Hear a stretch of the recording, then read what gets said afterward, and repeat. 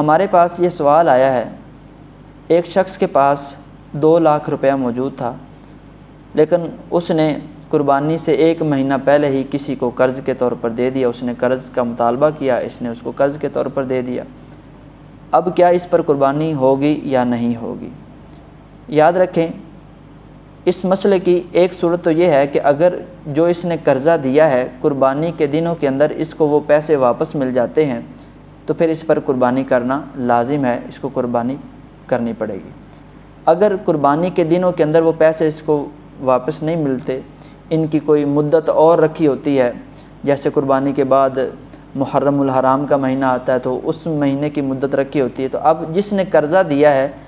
یہ جس کو قرضہ دیا ہے اس سے مطالبہ کرے گا اتنی رقم کا کہ جتنی رقم سے یہ قربانی کا جانور خرید لے یا قربانی کے لیے آگے حصہ ملا لے۔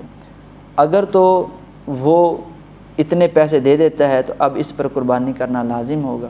وگرنہ اس پر قربانی لازم نہیں۔ تیسری بات یہ کہ جو اس نے قرضہ دیا ہوا ہے اس کے علاوہ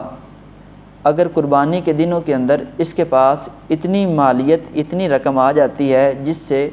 قربانی کا جانور خریدا جا سکے یا قربانی کا حصہ ملایا جا سکے، تو اس صورت پر کو چاہیے کہ وہ قربانی کرے، اب اس پر قربانی کرنا لازم ہے۔ اگر اس کے پاس قربانی کے دنوں میں جو اس نے قرضے پہ رقم دی ہوئی ہے اس کے علاوہ اس کے پاس کوئی اور رقم نہیں ہے